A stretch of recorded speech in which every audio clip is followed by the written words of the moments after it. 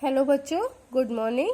आज हम हिंदी में पहला चैप्टर आपको पढ़ाएंगे। आपकी बुक का नाम है विहान और आपके फर्स्ट चैप्टर का नाम है राख की रस्सी। चैप्टर फर्स्ट, राख की रस्सी। लोनपो गार तिब्बत के 32वें राजा सैन गवसेन गापो के मंत्री थे। वे अपनी चालाकी और हाजिर जवाबी के लिए दूर दूर तक मशहूर थे। कोई उनके सामने टिकता न था। चैन से जिंदगी चल रही थी, मगर जब उनका बेटा बड़ा हुआ, उनके लिए चिंता का विषय बना हुआ था। कारण यह था कि वह बहुत भोला था। होशियारी उसे छू कर भी नहीं गई थी। लोनपो गार ने सोचा, मेरा बेटा बहुत सीधा साधा है, मेरे बाद इसका काम कैसे चलेगा। एक दिन लोनपो गार ने अपने बेटे को 100 भेड़ें देते हुए कहा, तुम इन्हें लेकर शहर जाओ, मगर इन्हें मारना या बेचना नहीं। इन्हें वापस लाना 100 जौ के बोरों के साथ, वरना मैं तुम्हें घर में घुसने नहीं दूंगा।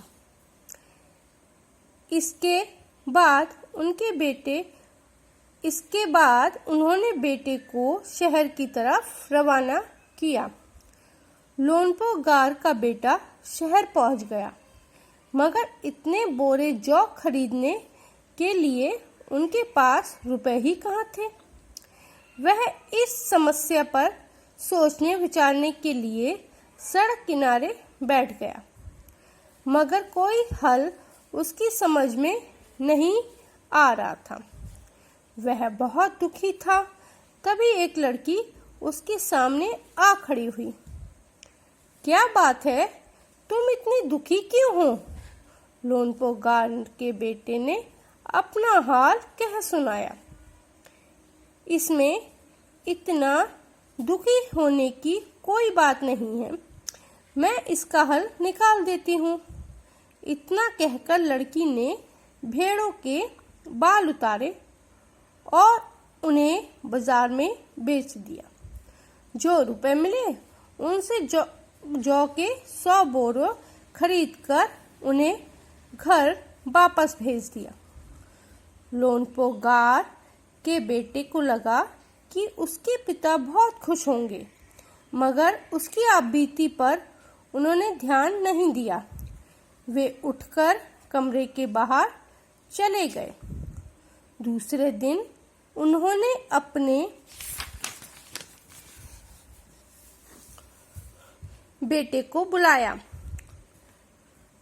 बुलाकर कहा, पिछली बार भेड़ों के बाल उतार कर बेचना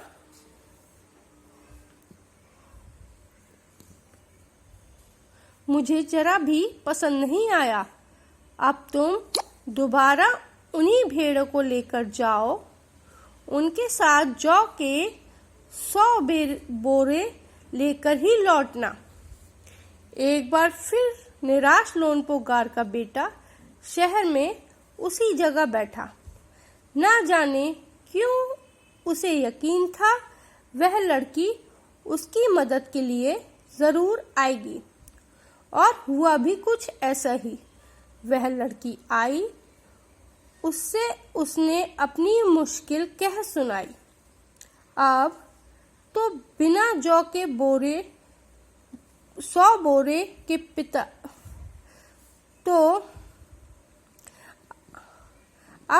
बिना जौ के 100 बोरों के मेरे पिता मुझे घर में नहीं घुसने देंगे। लड़की सोचकर बोली, एक तरीका है। उसने भेड़ों के सींग काट लिए। उन्हें बेचकर जो रुपए मिले उनसे 100 बोरे जौ खरीदे। लोनपो बोरे लोनपो गार के बेटे को सौंपकर लड़की ने उसे घर भेज दिया। भेड़ और जौ के बोरे पिता के हवाले करते हुए लोनपो गार का बेटा खुश था। उसने विजयी भाव से सारी कहानी कह सुनाई। सुनकर लोनपो गार बोले, उस लड़की से कहो कि हमें 9 हाथ लंबी राख की रस्सी बनाकर दे। उनके बेटे ने लड़की के पास जाकर पिता का संदेश दोहरा दिया। लड़की ने एक शर्त रखी, मैं राख की रस्सी तो बना दूंगी, मगर तुम्हारे पिता को गले में पहननी होगी। लोनपो गार ने सोचा, ऐसी रस्सी बनाना ही असंभव है, इसलिए लड़की की शर्त मंजूर कर ली। अगले दिन लड़की ने 9 हाथ लंबी रस्सी ली, उसे पत्थर की सिल पर रख दिया और जला दिया। रस्सी जल गई, मगर रस्सी के आकार की राख बच गई। इसे वह सिल समेत लोनपो गार के पास ले गई और पहनने के लिए कहा। लोनपो गार रस्सी देखकर चकित रह गए।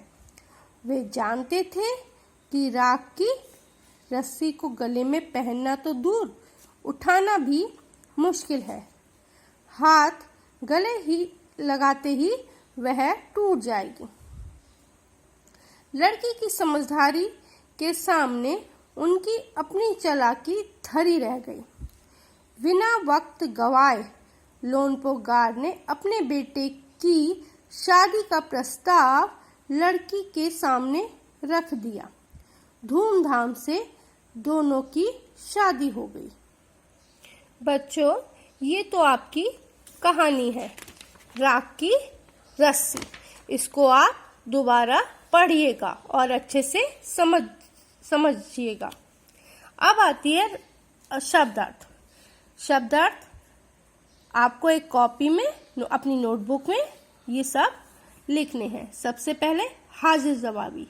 हाजिर जवाबी का अर्थ है किसी बात का जवाब होशियारी के साथ तुरंत देना। दूसरा शब्द है आप बीती, अपने साथ हुई कोई घटना। तीसरा शब्द है प्रस्ताव, उसका अर्थ है सुझाव। ये तो बच्चों आपके हैं शब्दार्थ।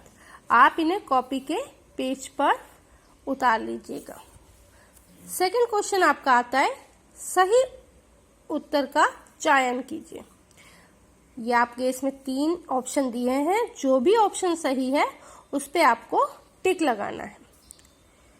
तिब्बत के राजा सेन गवसेन के मंत्री लोनपो गार मशहूर थे अपनी क्रूरता के लिए, अपनी धूर्तता के लिए, चालाकी या हाजिर जवाबी के लिए।